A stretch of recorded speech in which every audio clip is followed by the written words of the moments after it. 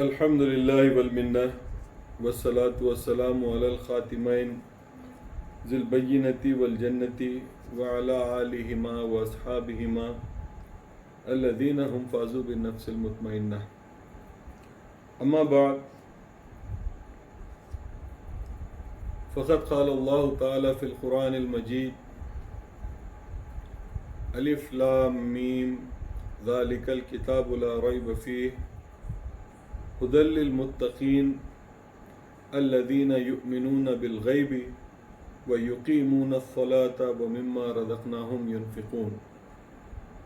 صدق اللہ العظیم. معزز ناظرین،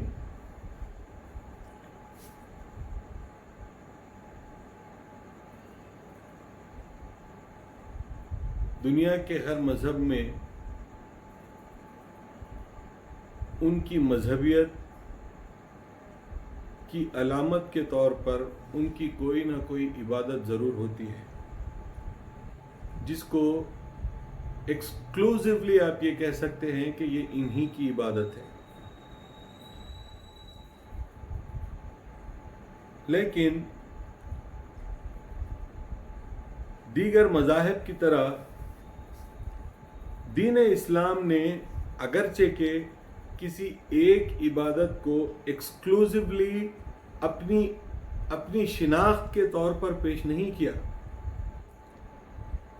بلکہ اگر آپ دیکھیں گے کہ روزہ رکھنے کا طریقہ ہمارے پاس بھی ہے اور اغیار کے پاس بھی ہے،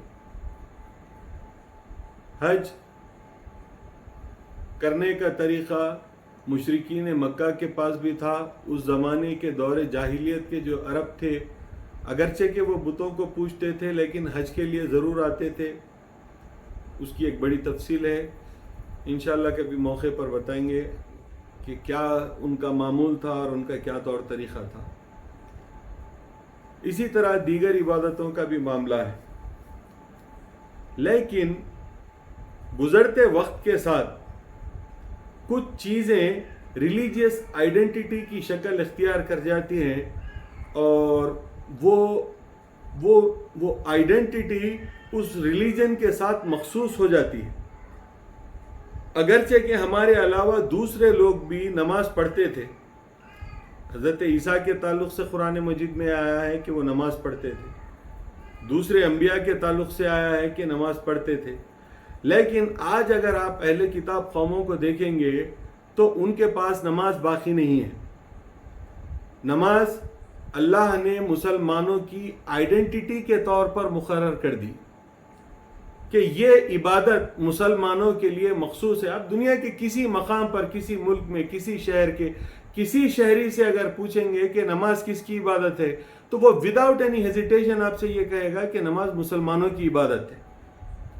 اگرچہ کہ دوسری قومیں بھی روزہ رکھتی ہیں، لیکن اللہ تعالیٰ نے روزہ رکھنے کے عمل کو اس کی ارتقاء پر اس طرح اسلام کے ذریعے سے پہنچا دیا کہ ساری دنیا کی قوموں سے اگر آپ یہ سوال کریں گے کہ روزہ رکھنا کون سی قوم کی عبادت ہے، تو ساری دنیا میں کہیں بھی کسی سے بھی آپ پوچھیں گے تو وہ یہی کہے گا کہ روزہ رکھنا مسلمانوں کی عبادت ہے.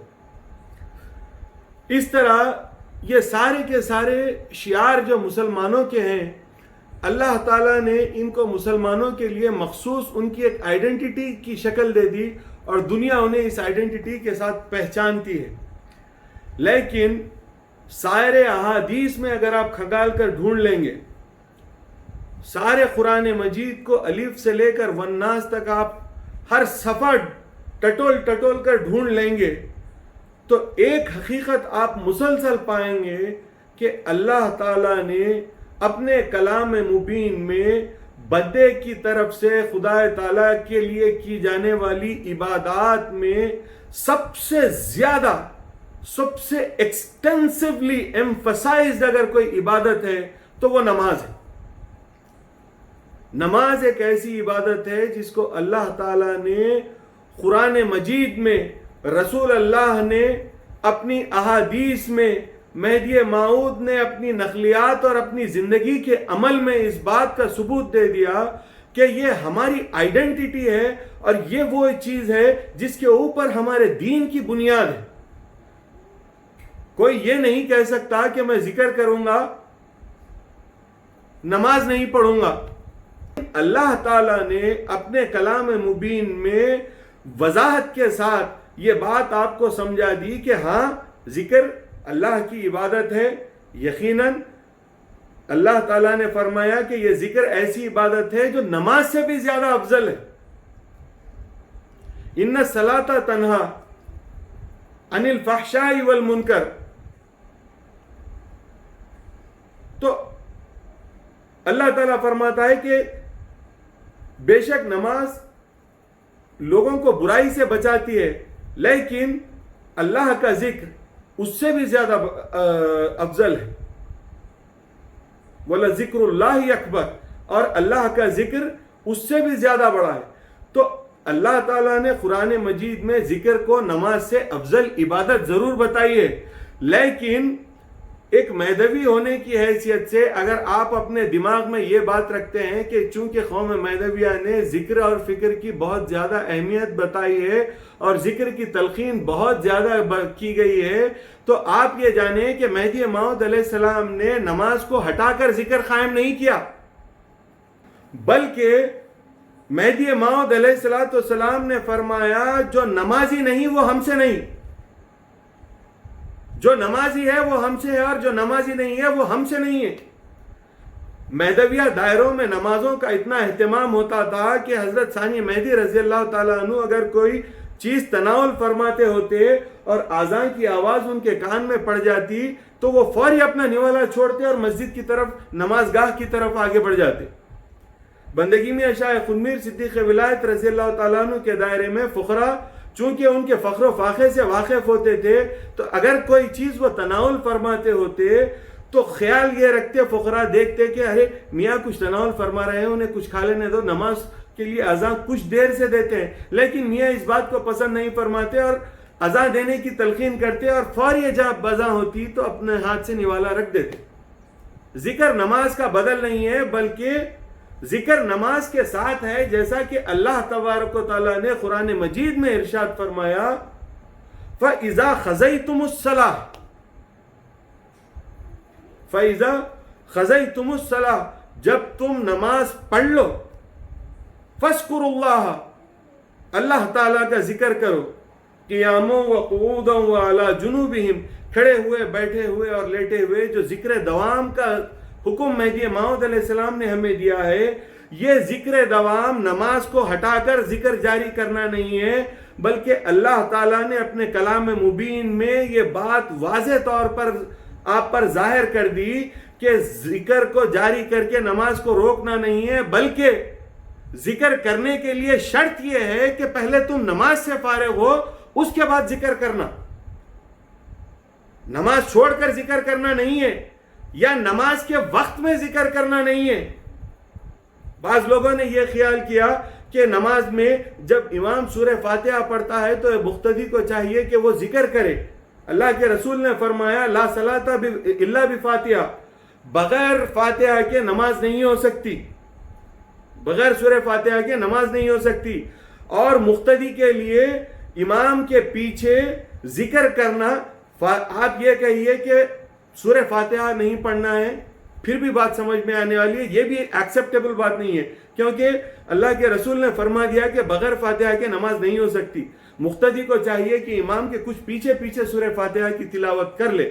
لیکن جو لوگوں نے یہ بات اپنے عقیدے میں داخل کی ہے کہ امام کے پیچھے جب امام سورہ فاتحہ پڑھتا ہے تو مقتدی کو ذکر اللہ کرنا چاہیے، جب وہ ضم سورہ پڑھتا ہے آپ کو اگر نہیں آتا تو آپ کو جو ہے ذکر اللہ کرنا چاہیے. تو آپ قرآن کی روح سے یہ جان لیں کہ اللہ تعالیٰ نے ذکر کرنے کی شرط یہ مقرر کر دی کہ آپ نماز سے فارغ ہو جائیں. فَإِذَا خَزَيْتُمُ الصَّلَاةَ، جب تم نماز سے فارغ ہو جاؤ، فَاذْكُرُوا اللَّهَ قِيَامًا وَقُعُودًا وَعَلَى جُنُوبِهِمْ، اللہ تبارک و تعالیٰ کا ذکر کرو، کھڑے ہوئے، بیٹھے ہوئے، لیٹے ہوئے. تو یہ جو ذکر دوام 24 گھنٹے کا ذکر ہے، آپ اس بات کو اپنے ذہن نشین کر لیں کہ نماز میں کوئی ذکر نہیں ہے. نماز میں کوئی ذکر نہیں ہے. ذکر نماز کا بدل نہیں ہے بلکہ نماز کے بعد کی جانے والی عبادت ہے، کیونکہ اللہ تعالیٰ نے قرآن مجید میں ارشاد فرمایا فَإِذَا خَزَيْتُمُ الصَّلَاةَ، جب تم نماز پڑھ لو تو ذکر کرو اللہ تعالیٰ کا. اور مہدی موعود علیہ السلام نے اپنے دین کی، اپنے عمل کی بنیاد قرآن کو پیش کیا ہے، اور قرآن نے جب یہ کہہ دیا تو مہدی کی روش قرآن کی روش سے مختلف نہیں ہو سکتی. اللہ تعالیٰ شرک کو معاف نہیں کرتا، اور جو نماز نہیں پڑھتا اس کے تعلق سے اللہ تعالیٰ قرآن مجید میں سورہ روم کی آیت نمبر 31 میں ارشاد فرماتا ہے منیبین الیہ واتقوہ واقیموا الصلاۃ ولا تکونوا من المشرکین، سب اس کی طرف رجوع کرنے والے اور اس سے ڈرو اور نماز قائم کرو اور مشرکوں میں سے نہ ہو. تو معلوم یہ ہوا کہ نماز کو ترک کرنا صرف کفر نہیں بلکہ شرک ہے. یہ میری کہی ہوئی بات نہیں، کسی حدیث میں لکھی ہوئی بات نہیں، کسی نقل میں لکھی ہوئی بات نہیں، کسی ولی کی زبان سے نکلی ہوئی بات نہیں، کسی فلسفی کی زبان سے یا قلم سے نکلا ہوا فلسفہ نہیں، بلکہ اس خالق حقیقی کہ جس کے لیے ساری عبادتیں مخصوص ہیں، اس خالق حقیقی نے اپنے کلام مبین میں وضاحت کے ساتھ آپ کو اس بات کا حکم دے دیا کہ منیبین الیہ واتقوہ واقیموا الصلاۃ ولا تکونوا من المشرکین، وہ سب جو رجوع ہونے والے ہیں اللہ کی طرف اور اس سے ڈرو اور نماز قائم کرو اور مشرکوں میں سے نہ ہو. اللہ سے ڈرنا اور اس کی نماز کو قائم کرنا، مشرکوں میں سے نہ ہونا، یہ ہماری زندگی کی بنیاد ہے. اگر کوئی اللہ سے نہیں ڈرتا، غفلت کرتا ہے، نماز نہیں پڑھتا، تو جان لیجئے کہ اللہ تعالیٰ نے ایسے شخص کو مشرک کہا ہے. فقہ یہ کہتی ہے، فقہاء نے فقہ کے جو اصول رکھے ہیں وہ یہ ہے کہ جو شخص نماز کا انکار کرے وہ کافر، جو شخص نماز کا انکار نہ کرے لیکن اس سے غفلت برتے تو وہ فاسق. نماز کا منکر کافر، نماز کا تارک فاسق. یہ فقہ کی بنیاد ہے. لیکن فقہ کی بنیاد بھی اس معاملے میں ڈائلیوٹ ہے. قرآن مجید نے اس کو اس سے بھی زیادہ انٹینس الفاظ میں یہ بیان کیا کہ تارک نماز مشرک ہے. اور اس کی دلیل میں نے شرک کے مضمون پر جب گفتگو کی تو آپ سے کہہ دیا کہ جب اللہ یہ کہتا ہے کہ آپ نماز پڑھو، آپ اگر اپنے نفس کی وجہ سے نماز سے باز آ جائیں، آپ اپنے کاروبار کی وجہ سے نماز سے باز آ جائیں، نماز پڑھنے سے رک جائیں، تو جانیں کہ اللہ کے حکم کے مقابلے میں آپ نے کسی اور چیز کو ترجیح دی. تو معلوم یہ ہوا کہ آپ نے اللہ کے حکم میں کسی اور منشا کو شامل کیا. اس طرح آپ شرک خفی کے مرتکب ہوئے. اسی وجہ سے اللہ تبارک و تعالیٰ نے قرآن مجید میں تارک نماز کے لیے مشرک کا لفظ استعمال کیا ہے. کفر نہیں، شرک. جس نے نماز کو ترک کیا وہ مشرک ہوا. اس بات کو آپ ذہن نشین کر لیں، اس کی انٹینسٹی کو سمجھیں کہ اللہ تعالیٰ نے کتنی زیادہ سختی کے ساتھ نماز کو آپ کے لیے زندگی میں فرض گردانا ہے اور آپ کو اس کا حکم دیا ہے. آپ سارے قرآن کو ٹٹول کر دیکھ لیں، کسی اور عبادت کا تذکرہ قرآن میں اتنی زیادہ مرتبہ نہیں آیا ہے جتنا زیادہ اللہ تعالیٰ نے قرآن میں نماز کا ذکر کیا ہے. تو یہ اللہ کی وہ محبوب عبادت ہے جس محبوب عبادت کو اللہ تعالیٰ نے چاہا کہ آپ اس کے لیے کریں. ایک زندگی کا اصول یہ ہوتا ہے، اللہ کے رسول نے فرمایا حل جزاء الاحسان الا الاحسان، یعنی ایک احسان کی جزا کیا ہوگی؟ پلٹ کر اللہ کے رسول نے فرمایا وہ احسان ہی ہو سکتی ہے، اس کے علاوہ کوئی چیز نہیں. یعنی اگر آپ پر کسی نے احسان کیا ہے، آپ کے مشکل وقت میں آپ کا ساتھ دیا ہے، آپ کے مشکل وقت میں آپ کا ساتھ دیا ہے، تو آپ یہ خیال رکھیں کہ وہ شخص آپ کا محسن ہوا، اس نے آپ پر احسان کیا ہے. اب اس کے احسان کے عوض میں آپ کیا کریں گے؟ اس کا لاکھ شکریہ ادا کریں گے تو اس کا احسان نہیں اترے گا، بلکہ آپ کو بھی اس کے احسان کے عوض میں احسان ہی کریں گے تو آپ کا یہ احسان اترے گا. اللہ تعالیٰ نے قرآن مجید میں الف سے لے کر والناس تک رسول اللہ نے اپنی ساری زندگی اللہ تعالیٰ کا شکر ادا کیا اس کے احسانوں کے لیے کہ اے اللہ تو نے آسمان سے بارش برسائی تاکہ ہم کو پانی ملے، ہم پانی پی سکے، تو نے زمین سے اناج اگایا تاکہ ہم کھا سکے، تو نے مویشی بنائے تاکہ ہم ان سے فائدہ اٹھا سکے، تو نے سارے کے سارے انعام و اکرام ہمارے لیے رکھے ہیں، تو محسن ہے، تو رحیم ہے، تو کریم ہے۔ اللہ تعالیٰ کے احسانات کو رسول اللہ نے اتنی زیادہ اپنی زندگی میں بیان کیا ہے۔ خود خدا تعالیٰ نے سارے قرآن کے ذریعے سے اپنے احسان گروائے کہ ہم نے تم پر یہ فضل کیا، ہم نے تم کو یہ دیا، ہم نے تم کو وہ دیا، ہم نے تم کو اس طرح بچایا، ہم نے تم کو ہلاکت سے بچایا۔ سارے قرآن میں اللہ تعالیٰ نے اپنے احسان گنوائے۔ بالخصوص سورہ رحمان، اللہ کی رحمانی کا جو مصداق ہے، اس سورہ رحمان میں اللہ تعالیٰ نے ایک مخصوص اسلوب کو اختیار کیا، اور وہ اسلوب یہ ہے کہ اللہ نے اپنا ایک ایک احسان گنوایا اور کہا فَبِأَيِّ آلَاءِ رَبِّكُمَا تُكَذِّبَانِ، کہ تم اپنے رب کی کون کون سی نعمتوں کو ٹھکراؤ گے، جھٹلاؤ گے۔ اب ایک با اخلاق انسان کی روش یہ ہوتی ہے کہ جو اس پر احسان کرے وہ پلٹ کر اس پر احسان کرے۔ اللہ مالک مطلق ہے، قادر مطلق ہے، زمین و آسمانوں کے خزانوں کا مالک ہے، ساری کائنات کے ہر ذرے کا مالک ہے، آپ کے پاس جو کچھ ہے اس کا بھی مالک وہی ہے، بلکہ آپ کے وجود کا بھی مالک وہی ہے۔ اب آپ پلٹ کے اللہ تعالیٰ کو کیا دیں گے؟ آپ پلٹ کر اللہ تعالیٰ کو کیا دیں گے؟ اگر فرض کیجئے آپ پر کسی نے احسان کیا ہے، آپ نے کسی پر احسان کیا ہے، کسی کے مشکل وقت میں اس کو کچھ دے دیا، آپ سوچئے کہ وہ آپ کے سامنے سے گزر رہا ہے اور وہ چھاتی تنا کر سر اٹھا کر آپ کو دیکھتا ہوا چلا جا رہا ہے، آپ کو دیکھتا ہوا چلا جا رہا ہے، نہ سلام ہے نہ کلام ہے، آپ کیا کریں گے؟ ایسے وقت پر آپ کہیں گے کیوں میاں بھول گئے کیا وہ وقت؟ مدد کے لیے آئے تھے میرے پاس، اس وقت تو تمہارے یہ تیور نہ تھے، اب تمہاری مشکل دور ہو گئی تو ہمارے سامنے تن رہے ہو۔ کیا یہ نہیں کہیں گے آپ؟ کیا اللہ کو یہ کہنے کا حق نہیں ہے؟ زندگی کے ان سارے خطرناک مسائل سے گزار کر اللہ تعالیٰ نے آپ کو دنیا میں لایا، جب دنیا میں آ گئے تو آپ کا جسم ایک گوشت کا لوتھڑا تھا جو اپنی کسی قسم کی کوئی مدد کرنے کے قابل نہ تھا۔ اللہ نے ماں کی چھاتی کے ذریعے سے آپ کے رزق کا انتظام کیا،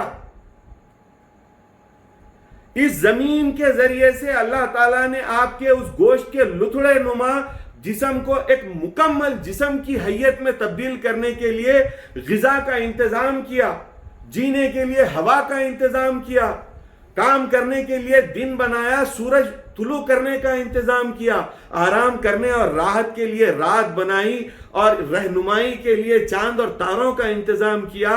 اللہ کی کن کن نعمتوں کو آپ جھٹلاؤ گے؟ اگر آپ کی کوئی احسان فراموشی کر کے گزر جائے تو آپ اس کا گلا پکڑ لیتے ہو، جبکہ آپ کا اپنا کچھ نہیں ہے۔ جو مال آپ کا تھا وہ مال بھی آپ کو اللہ نے دیا تھا، اور اللہ ہی کی خلق کو آپ نے وہ مال پہنچایا، تو آپ نے کسی پر احسان نہیں کیا۔ لیکن اللہ مالک مطلق ہے، جو آپ کے پاس ہے وہ بھی اس کا ہے، اور جو اس کے پاس ہے وہ بھی اس کا ہے۔ تو اس نے اپنے مطلق مال میں سے آپ کو جب کچھ دیا تھا تو اس نے آپ پر ایسا احسان کیا ہے کہ آپ میں اگر اخلاق ہے، آپ میں اگر انسانیت ہے، آپ میں اگر احسان فراموشی نہیں ہے، اور آپ میں احسان مندی کا اگر جذبہ ہے، تو اللہ کے احسانات کے عوض میں آپ اس کی اطاعت کریں گے، اس کے احکام بجا لائیں گے، ورنہ تو آپ احسان فراموش ہوں گے۔ اور اس سے بڑی گالی کسی با اخلاق سماج میں نہیں ہو سکتی کہ کوئی انسان احسان فراموش ہو جائے۔ اللہ نے آپ پر اتنے احسان کیے ہیں، اور اتنے سارے کے سارے احسانات کے عوض میں اللہ آپ سے کیا چاہتا ہے؟ اس کی نماز پڑھو اور اسے یاد رکھو، اس کی نماز پڑھو اور اسے یاد رکھو. اللہ کی اس مرضی کو آپ پورا کرتے ہیں تو آپ کوئی احسان نہیں کرتے بلکہ اللہ کو ایک خوشی دیتے ہیں. دیکھیے رسول اللہ نے فرمایا کہ اولاد چاہے جو کچھ کر لے ماں باپ کا احسان نہیں اترتا. تو جو کچھ بھی وہ کرتے ہیں وہ صرف اس حد تک ہوتا ہے کہ ماں باپ کی خوشی کی وجہ بنتی ہے, اس سے احسان نہیں اترتا.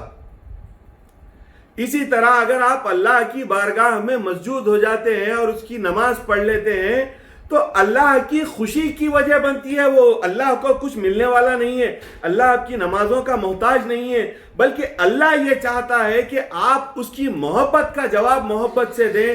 اس نے محبت کے ساتھ آپ کو وہ سب کچھ دیا جس کی آپ کو ضرورت تھی, اور پلٹ کر آپ سے یہ چاہتا ہے کہ محبت کا جواب محبت ہی کے ذریعے سے دیں. احسان کا جواب احسان سے نہیں بلکہ یہاں پر اللہ کی محبت کا جواب محبت سے آپ دے سکتے ہیں. یہ اختیار آپ کو اللہ نے دیا ہے. احسان کا جواب احسان سے آپ نہیں دے سکتے, اللہ کے لیے آپ محسن نہیں ہو سکتے, لیکن اللہ نے محبت کرنے کا حق آپ کو دیا ہے. تو جانیے کہ یہ محبت آپ کی ہے اور آپ اللہ سے کر سکتے ہیں. اللہ آپ سے محبت میں آپ کے ساتھ یہ سارے کے سارے معاملات کیا ہے, اور وہ یہ چاہتا ہے کہ پلٹ کر آپ اس سے محبت کریں. اللہ تعالیٰ نے آپ کو بنایا, اس وجہ سے بنایا وَمَا خَلَقْتَ الْجِنَّ وَالْإِنسَ إِلَّا لِيَعْبُدُونَ. آپ کو اللہ نے صرف عبادت کرنے کے لیے بنایا ہے. آپ کے ایگزسٹنس کی واحد وجہ یہی ہے کہ آپ اللہ تعالیٰ کی عبادت کریں, اور اگر آپ یہ کام نہیں کرتے تو آپ احسان فراموش ہیں.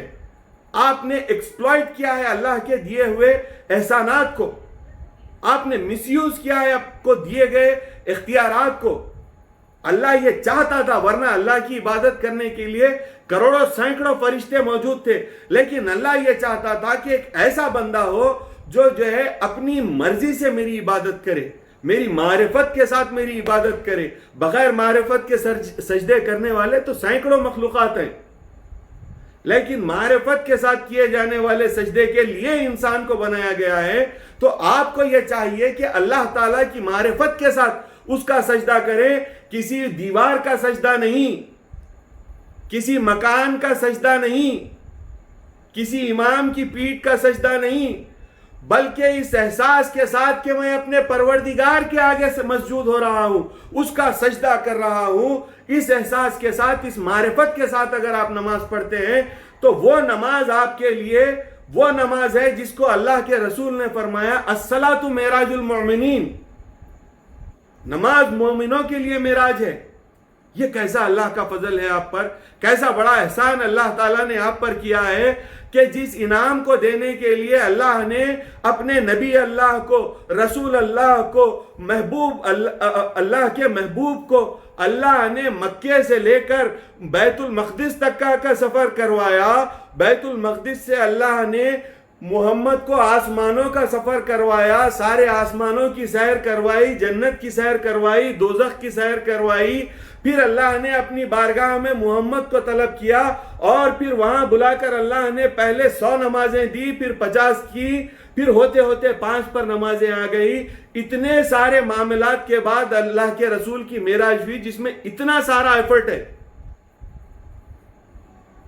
آپ سوچئے کتنے لاکھ, کتنے ہزار, کتنے کروڑ میل کا سفر اللہ کے رسول نے اس معراج کے لیے طے کیا ہوگا. لاجک ہے, غور کیجئے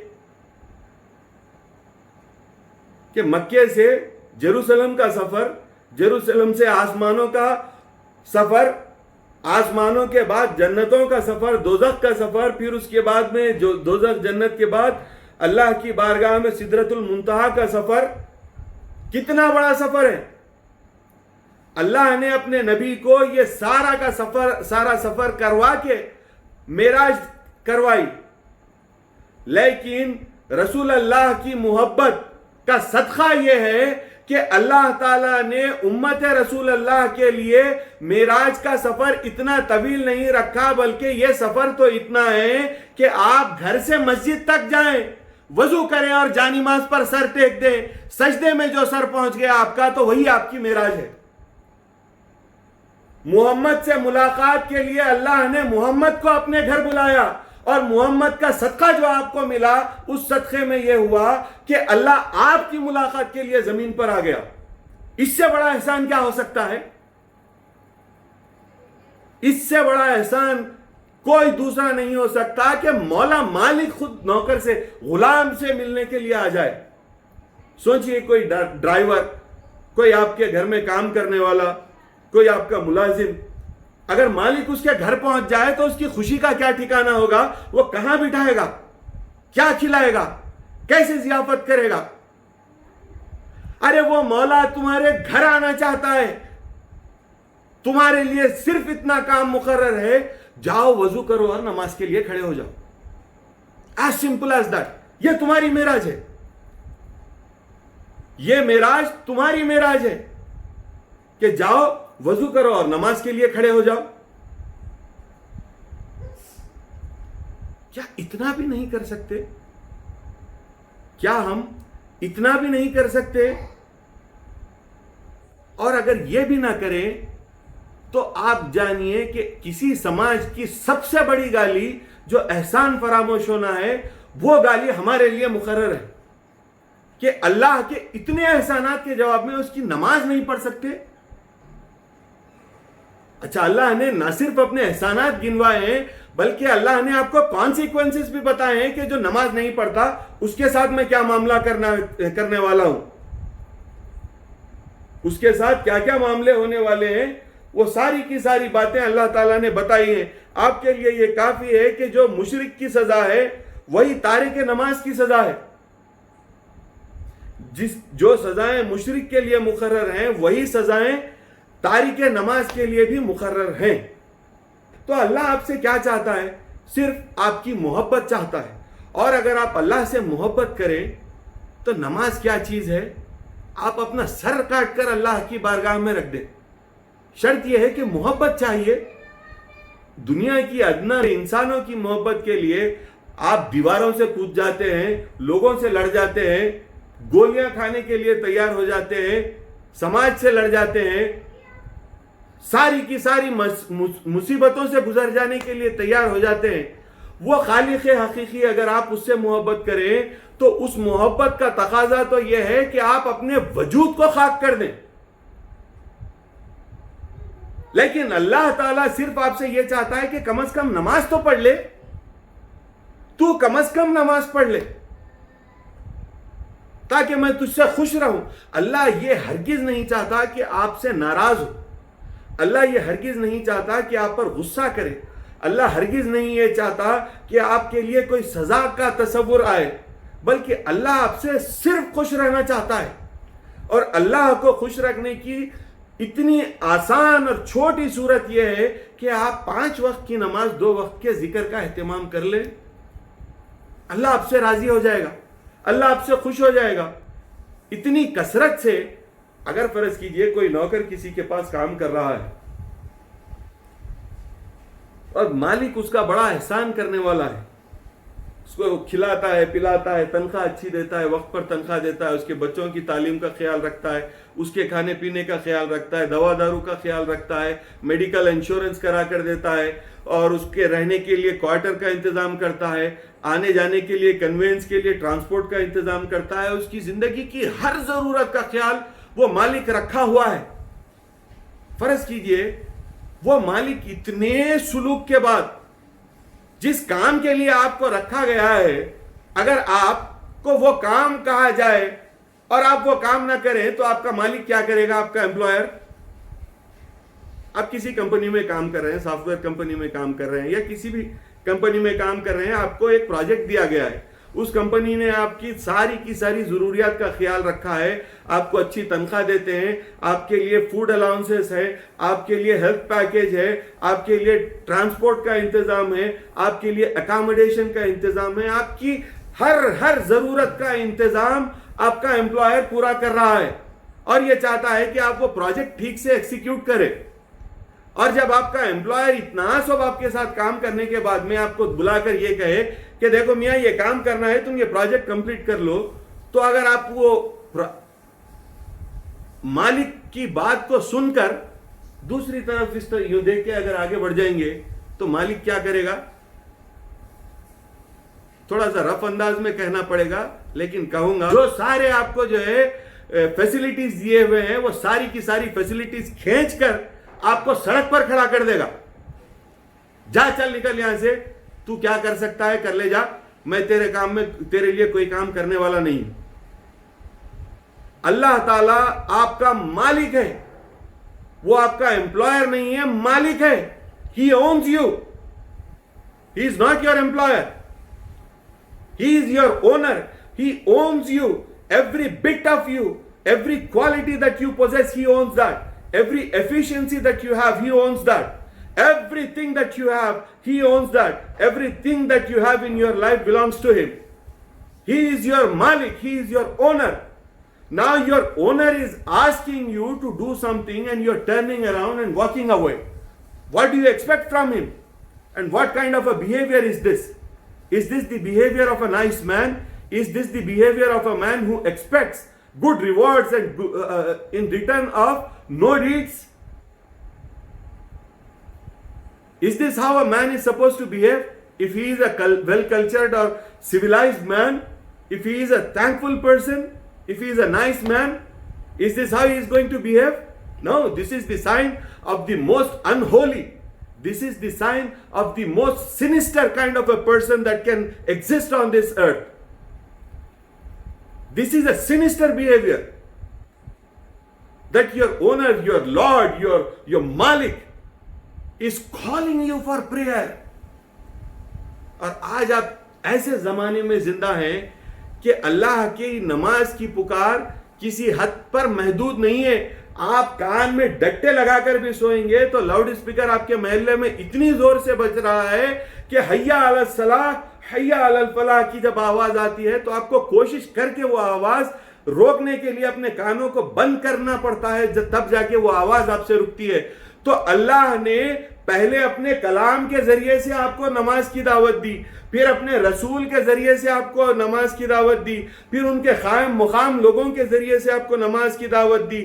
وقت کے گزرتے گزرتے لوگوں کے عمل میں تو انحطاط آیا لیکن اللہ کی پکار میں کوئی انحطاط نہیں آیا.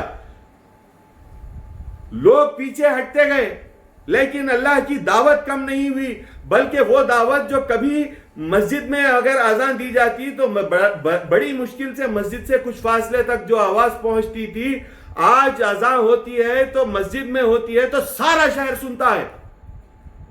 اللہ کی دعوت میں کوئی کمی نہیں آئی، لیکن آپ کی غلامی کی صفت میں کمی اس طرح آئی کہ آپ احسان فراموش بنتے چلے گئے. آپ احسان فراموش بنتے چلے گئے. اللہ آپ کو پکار رہا ہے. He has come to your house to call you for prayer. Come and take your reward. Hayya ala salah, come for namaz. Hayya ala al-falah, come towards success. He wants to grant you the success. But you are such an unthankful person. Unholy spirit. کہ اللہ کے احسان کا جواب آپ احسان کیا کریں گے؟ پلٹ کے محبت سے اللہ کے احسان کی طرف محبت کا سلوک تو کریں. اللہ تعالیٰ قرآن مجید میں فرماتا ہے لا نسألک، ہم تم سے ہرگز سوال نہیں کرتے، رزقاً، تمہاری سے ہم کسی چیز کی جو ہے رزق یعنی کوئی بھی چیز اللہ جو دیتا ہے، اللہ تعالیٰ یہ فرما رہا ہے کہ ہم تم سے کسی رزق کی طلب نہیں کرتے، سوال نہیں کرتے. نحنو، بلکہ نرزقک، ہم تم کو کھلاتے ہیں.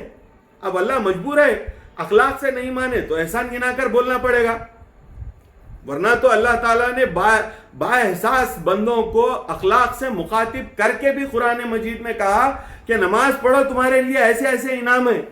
اب جب تم اخلاق سے نہیں سمجھتے تو اللہ یہ کر رہا ہے کہ تم کو احسان گنا کر کہہ رہا ہے کہ تم مجھے نہیں کھلاتے بلکہ میں تم کو کھلاتا ہوں، میں تمہارا مالک ہوں. اللہ یہ کہہ رہا ہے کہ تم مجھے نہیں، میں تمہیں کھلاتا ہوں. اخلاق سے نہیں مانے تو احسان جتا کر کہنا پڑتا ہے کہ کام کر بے مان.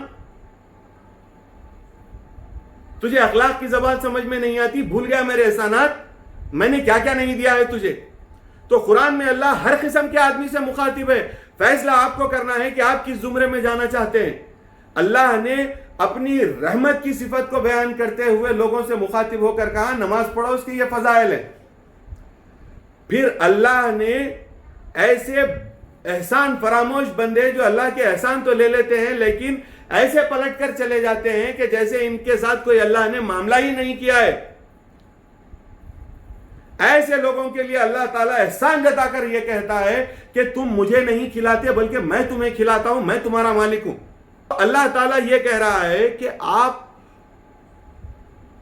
اس کے احسان مند ہو، محبت میں نہیں کر سکتے تو کم سے کم احسان کا احساس کر کے تو پلٹ کے اچھا سلوک کرو اور اطاعت کرو، اللہ کی فرما برداری کرو۔ آج ہمارے زمانے میں ہم خود نماز کی طرف راغب ہونا اور اس کا احساس اپنے دل میں محسوس کرنا دور کی بات ہے۔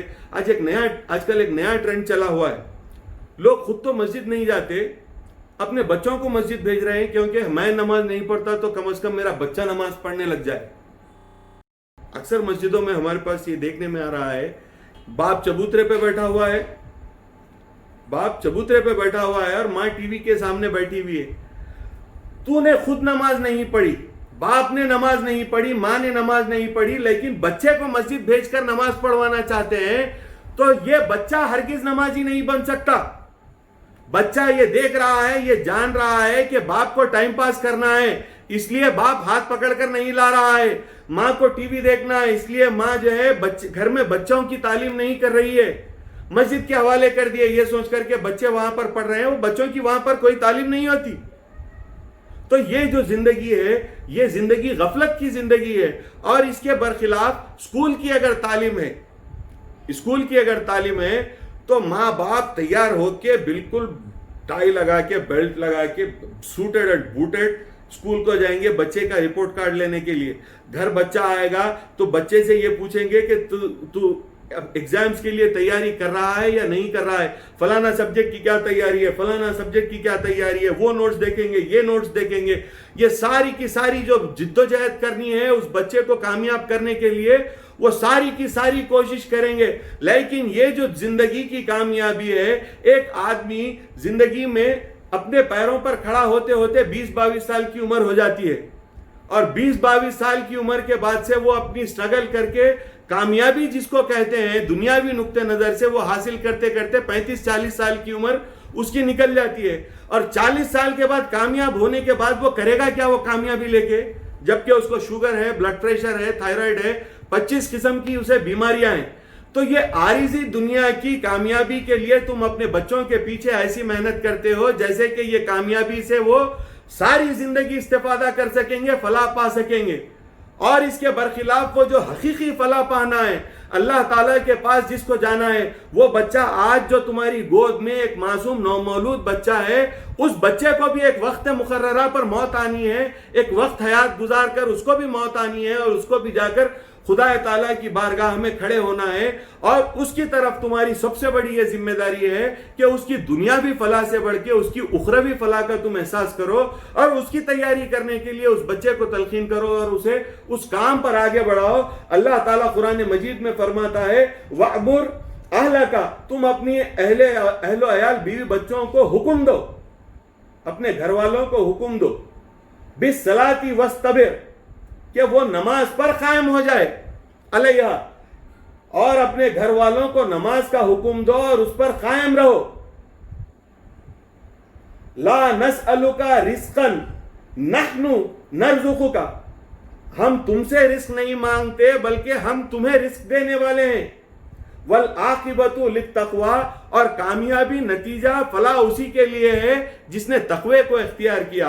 تو اللہ تعالیٰ یہ کہہ رہا ہے احسان گنا کر کہ تم میری نماز پڑھو اور اس پر قائم ہو جاؤ، کیونکہ تم مجھے نہیں کھلاتے بلکہ میں تمہیں کھلاتا ہوں۔ تو اللہ تعالیٰ تم کو یہ گنا کر کہہ رہا ہے کہ تم جو کھانا کھاتے ہو وہ کھانے کا دینے والا اللہ ہے، تم جو گاڑی چلاتے ہو وہ گاڑی کا دینے والا اللہ ہے، تم جس راستوں پر سے چلتے ہو سکون کے ساتھ اس راستوں کا انتظام کرنے والا اللہ ہے۔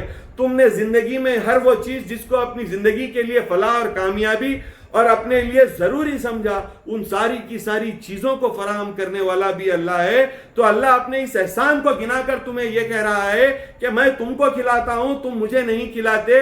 اگر تم تقوی کو اختیار کرو گے تو ہی فلاح پاؤ گے. تقوی کو اختیار کرنے کا مطلب یہ ہوتا ہے کہ تم اللہ کے احسان جتانے کا انتظار مت کرو، بلکہ کوشش یہ کرو کہ اللہ کی رحمت والی نظر کے اندر تم اللہ کی عبادت کرنا شروع کر دو. اور عبادتوں کی قسم میں سب سے احسن قسم یہ ہے کہ تم نماز پڑھو، اس کا ذکر کرو. اس سے بڑی کوئی عبادت نہیں ہے. ایسا مالک کس کو ملے گا؟ وہ مالک، ہمارا مالک ایسا مہربان مالک ہے جو ہم سے صرف خوشی چاہتا ہے، صرف ہماری توجہ چاہتا ہے، صرف یہ چاہتا ہے کہ ہم اس کو یاد کریں، صرف یہ چاہتا ہے کہ ہم اس کی بارگاہ میں اپنا سر جھکائیں. خیال رہے، سر جھکانے کے معاملے کو آپ ذہن میں رکھیں کہ اللہ نے حکم کیا ابلیس کو کہ آدم کے آگے سجدہ کرو. ابلیس نے انکار کیا تو قیامت کے لیے ملعون ہو گیا. قیامت تک کے لیے ابلیس ملعون رہے گا. یہ فرشتوں کو درس دینے والا ابلیس، خدا کی توحید کا اس سے زیادہ موحد کوئی نہیں ہو سکتا. خدا کے وحدانیت کو اس سے زیادہ کوئی نہیں جان سکتا. ساری زمین، ساری کائنات میں کوئی ایسی جگہ نہیں ہے جہاں پر اس نے خدا تعالیٰ کی بارگاہ میں اپنا سر نہ ٹیکا ہو، سجدہ نہ کیا ہو. اللہ نے ایک حکم دیا اور کہا کہ آدم کا سجدہ کر، میرا بھی نہیں. اللہ کا سجدہ تو ابلیس نے ساری زندگی کیا. اللہ یہ کہہ رہا ہے کہ تو آدم کا سجدہ کر. آدم میں اور اللہ میں کوئی مماثلت نہیں ہے، کوئی برابری نہیں ہے. وہ مالک ہے، یہ مخلوق ہے. وہ خالق ہے، یہ مخلوق ہے. وہ مالک ہے، یہ نوکر ہے. ان کی اور ان کی کوئی مماثلت نہیں ہے. ان کے پاس جو کچھ ہے وہ انہی کا دیا ہوا ہے، اور پلٹ کر یہ انہیں کچھ نہیں دے سکتے. تو آدم کا سجدہ ایک مرتبہ کہنے پہ نہ کرنے کا جرم جو ابلیس نے کیا، اس کی سزا ابلیس کو ملی. تو ازل سے لے کر ابد تک، قیامت تک کا ابلیس ملعون رہنے والا ہے. اور ذرا اپنے گریبان میں جھانک کر دیکھو کہ یہاں آدم کا نہیں، آدم کے خدا کا سجدہ کرنا ہے. سجدہ آدم کا نہیں بلکہ آدم کے خدا کا سجدہ کرنا ہے. اور اس کا خدا تمہیں ایک بار نہیں کہہ رہا بلکہ روزانہ دن میں 5 مرتبہ آواز دے کر تمہیں یہ کہہ رہا ہے کہ میرے سجدہ کرنے کے لیے آ جا، میری نماز کے لیے آ جا. تو ابلیس نے آدم کے ایک سجدے کا انکار کیا تو قیامت تک کا کے لیے ملعون ہو گیا. روزانہ کے 5 مرتبہ حکم دینے کے باوجود اگر تم خدا کا سجدہ نہیں کرتے تو سوچو تمہارا کیا مقام ہو سکتا ہے. تو میرے دوستوں، عزیزوں، بھائیوں اور میری بہنوں، زندگی میں، اپنی زندگی میں احساس کو پیدا کرو. اگر احساس ہے تو زندگی کامیاب ہے، اور بد احساس زندگی سب سے گندی زندگی ہے، سب سے بری زندگی ہے. ایک واقعہ آپ کو میں کہنا چاہتا ہوں کہ احساس کسے کہتے ہیں. میرے دادا کے پاس میں گیا تھا. اس زمانے میں تھوڑا سا بلڈ پریشر بڑا ہوا رہ رہا تھا. تو دادا نے حکم دیا تو ڈاکٹر سے رجوع ہوا، اور ڈاکٹر نے کہا کوئی بات نہیں، آپ کی طبیعت ذرا سا زیادہ حساس ہے، سینسیٹیو ہے، اس وجہ سے آپ کا بلڈ پریشر بڑھ جاتا ہے. کوئی بات نہیں، میں آپ کو ایک دوا لکھ دیتا ہوں. ڈاکٹر نے دوا لکھ دی. میں گیا اور اپنے دادا سے عرض کیا کہ ڈاکٹر نے یہ کہا ہے کہ میں حساس ہوں، بہت زیادہ حساس ہوں. تو میرے مرشد، میرے دادا نے فرمایا یہ تو بڑی اچھی بات ہے، اللہ کی دین ہے، نعمت ہے. حساس ہونا، سینسیٹیو ہونا اللہ کی بہت بڑی نعمت ہے. میں تعجب کرا. پھر انہوں نے سوال کیا کہ احساس کی ضد کیا ہے؟ What would be the opposite word for sensitiveness? میں نے کہا انسینسیٹیو، یا پھر آپ یہ کہیں گے کہ بد احساس، جو ایک عام انسان کے ذہن میں آتا ہے. تو ہمارے دادا نے فرمایا ٹھیک ہے کہ احساس کی ضد بد احساسی ہے، لیکن بد احساسی کسی کام کی ابتدائی منزل ہے. جیسا محبت، عشق کی ابتدا ان سے ہوتی ہے اور وہ جذبہ جب ارتقاء کو پہنچتا ہے تو عشق ہو جاتا ہے. اسی طرح بے حسی جو ہے اللہ یا کسی بھی چیز سے غفلت یا بد احساسی کی ابتدا جو ہوتی ہے وہ ابتدائی مرحلے میں اس کیفیت کو بد احساسی کہتے ہیں، لیکن جب وہ بد احساسی بڑھ جاتی ہے اور اپنی ارتقاء کو پہنچ جاتی ہے تو اس کو کہتے ہیں بے حیائی۔ آپ نے سمجھا کہ حساس نہ ہونا، سینسیٹیو نہ ہونا، صرف انسینسیٹیو نہیں ہونا نہیں ہوتا، بلکہ یہ بے حیا ہونا ہوتا ہے۔ ایک انسینسیٹیو انسان صرف لمیٹڈ انسینسیٹیوٹی پر رکتا نہیں ہے بلکہ وہ بے حیا ہو جاتا ہے۔ تو آج ہماری زندگی بھی اسی مرحلے میں بے حیا ہو گئی ہے کہ ہم نے احساس کھو دیا ہے۔ بچے ماں باپ کا احسان ماننا نہیں چاہتے، آدمی احسان کرنے والے لوگوں کا احسان ماننا نہیں چاہتا، اچھا سلوک نہیں کرتا، اور وہ خالق مطلق جس نے ہر قسم کا احسان ہم پر کیا ہے، ہم اس کے احسان کو ریئلائز نہیں کرتے، اس کا احساس نہیں کرتے، اس کو محسوس نہیں کرتے، اور اس منزل میں ہم بے حس ہو چکے ہیں کہ آج ہم بے حیا ہو گئے، ہماری آنکھوں کا پانی مر گیا ہے۔ ہم ان بے حیا لوگوں کی طرح ہے کہ جنہیں اس بات کا احساس بھی نہیں ہوتا کہ ان کی آنکھ پر کپڑے ہیں یا نہیں ہیں، کیونکہ ان کی حیا ختم ہو گئی، وہ ننگے پھر سکتے ہیں۔ آج ہماری روحیں ننگی پھر رہی ہیں اور خدا کے سامنے ننگی پھر رہی ہیں۔ اللہ نے تم کو جو حکم دیا وہ حکم دینے کا اس کا پورا پورا حق ہے، کیونکہ اس نے تمہارے ساتھ ایسا سلوک کیا ہے۔ اگر پلٹ کر تم اس کے ساتھ محبت کا معاملہ نہیں کر سکتے تو تم بے حیا ہو، بد احساس ہو، اور اس بے حیائی اور بد احساسی کا ٹھکانہ سوائے جہنم کے کوئی دوسرا نہیں ہو سکتا، کیونکہ اللہ نے ایسے بے حیا لوگوں کا شمار مشرکوں میں کیا ہے اپنے کلام مبین کے مطابق۔ تو میں آج کے اس موقع سے آپ تمام کو اس بات کا احساس دلاتے ہوئے نصیحت کرنا چاہتا ہوں کہ ساری باتیں، سارے تقوی، ساری معرفت، سارے اذکار وغیرہ سب بعد میں، پہلے نماز ہے، نماز پہلے، سب بعد میں۔ فَإِذَا خَزَيْتُمُ الصَّلَاةَ فَاذْكُرُوا اللَّهَ، نماز پہلے ادا کر دو، پھر اس کے بعد میں اللہ تعالیٰ کا ذکر کرو۔ یہ اللہ نے قرآن مجید میں آپ کو حکم دیا ہے، نہ آپ دین کے ہی رہے، نہ آپ دنیا کے رہے۔ یہ جو معرفت کا، یہ جو صوفیت کا، یہ جو ولایت کا ڈھونگ ہے، ہم یہ بھی جانتے ہیں کہ یہ کتنے پانی میں کتنا گہرا ڈھونگ ہے، کیونکہ مہدی موعود علیہ السلام نے کسی کی روحانیت کو ماپنے کا لتمس ٹیسٹ یہ مقرر کر دیا کہ کسی کی روحانیت اگر بلند ہے تو دیکھو اور جانو کہ وہ شریعت کا پابند ہوگا، اور اگر وہ شریعت کا پابند نہیں ہے تو اس کی وہ روحانیت نہیں ہے بلکہ وہ شیطانی واردات ہیں اور گمراہی ہے۔ وہ کوئی ڈیوائن گائیڈنس نہیں ہے، وہ کوئی ڈیوائن اسپرچول سٹیج نہیں ہے، بلکہ وہ شیطان کی طرف سے گمراہی ہے، کیونکہ شیطان کی طرف سے کوئی روحانی معاملے ہونے کی علامت یہ ہوگی کہ آدمی شریعت سے دور ہو جائے گا، ورنہ نماز روزے سے اگر وابستہ رہے گا تو شیطان کا گزر اس کے دل میں نہیں ہوگا اور وہ اس کو گمراہ نہیں کر پائے گا۔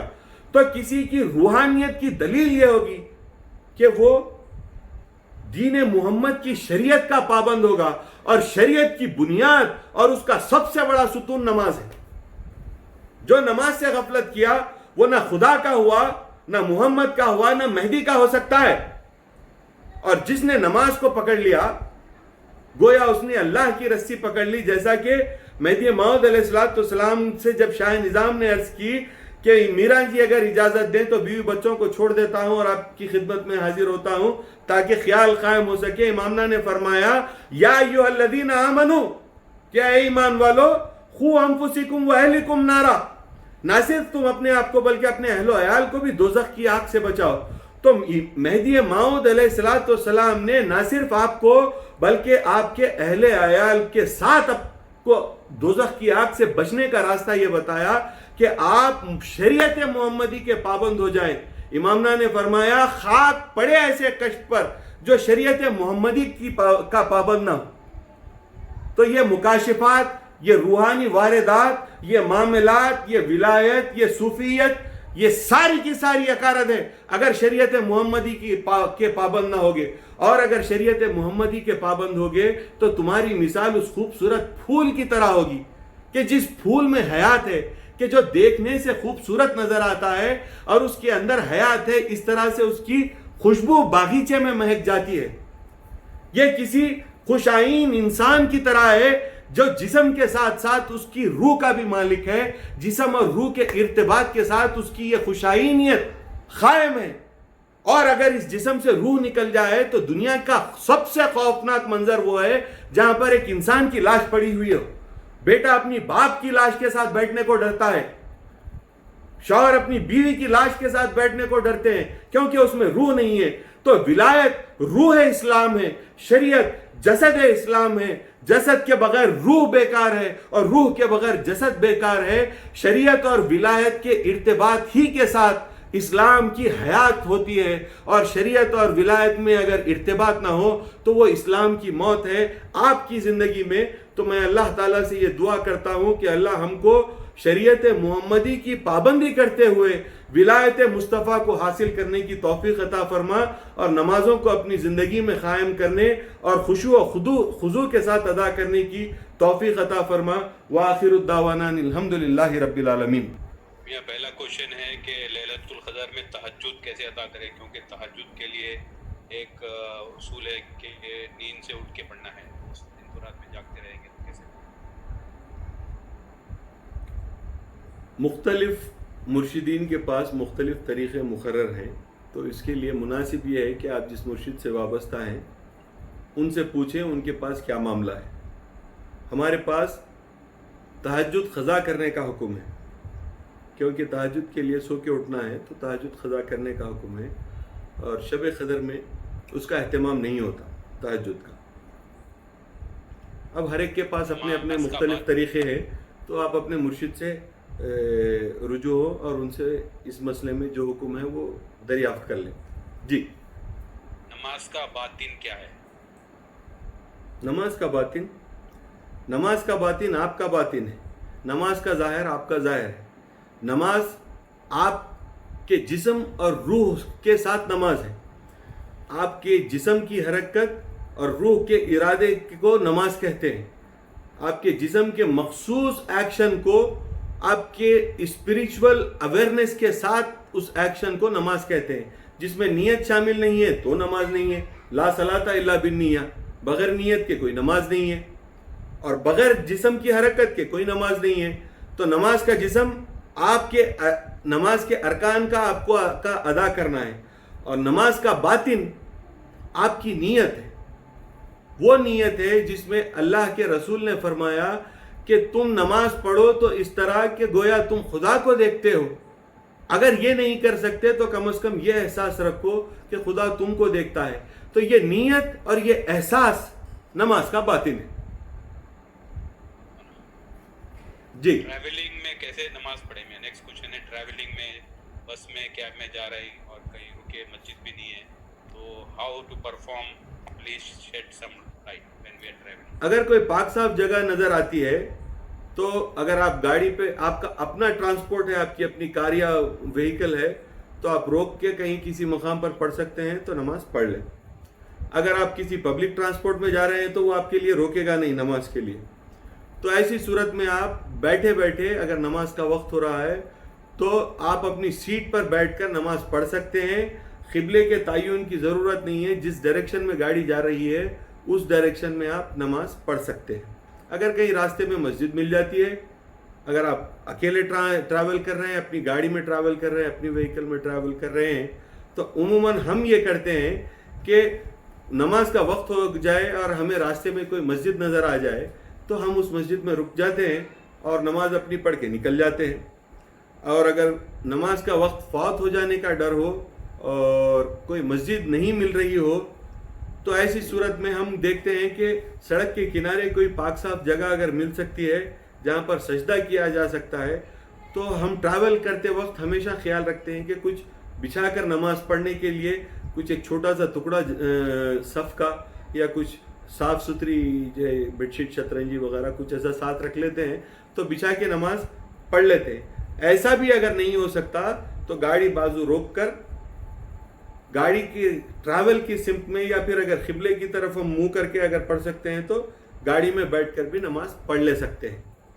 بہرحال اللہ کے رسول نے سواری پر بھی نماز پڑھی ہے، تو آپ چلتے پھرتے سواری پر بھی نماز پڑھ سکتے ہیں اگر آپ کو موقع نہ ملے تو. جی. جماعت میں اگر پڑھنے کی سہولت نہیں ہے، مسجد دور ہے، اکیلے رہے ہیں اور جو ہے آفس میں غیر مذہبی ہے، تو اس صورت میں کیا کرنا چاہیے؟ اکیلے نماز پڑھیں، بالکل اکیلے نماز پڑھیں. مسجد جائیں، مسجد جانے سے کوئی ممانعت نہیں ہے کیونکہ مسجد اللہ کا گھر ہے. آپ مسجد جائیں، اور بالخصوص امارات وغیرہ میں تو ایسا کوئی مجبوری نہیں ہے. اب تو سعودی عرب میں بھی وہ پابندی ختم ہو گئی زبردستی کرنے کی نماز کے لیے.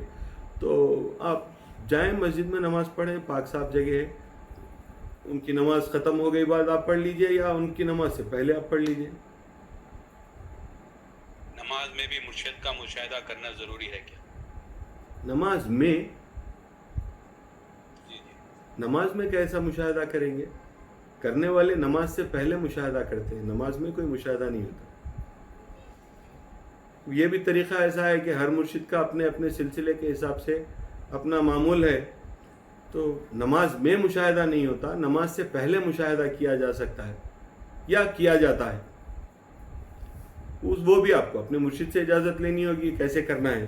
مشاہدے کا طریقہ نماز سے پہلے کس طرح کرنا ہے. نماز میں تو کوئی نہیں کرتا، نماز سے پہلے مشاہدہ کیا جاتا ہے. اللہ کے حکم کے بغیر کوئی کچھ نہیں ہوتا، پتہ تک نہیں ہلتا، تو پھر شیطان مردود انسان کو گمراہ ہونے اور غفلت میں ہونے میں بھی اللہ کی مرضی ہے کیا؟ بالکل.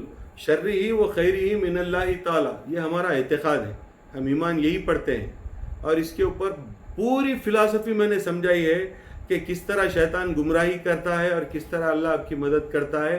اللہ کی مرضی کس طرح آتی ہے اور شیطان کس طرح آپ کو گمراہ کرتا ہے، اور شیطان کی مرضی بھی کس طرح اللہ کی مرضی ہے.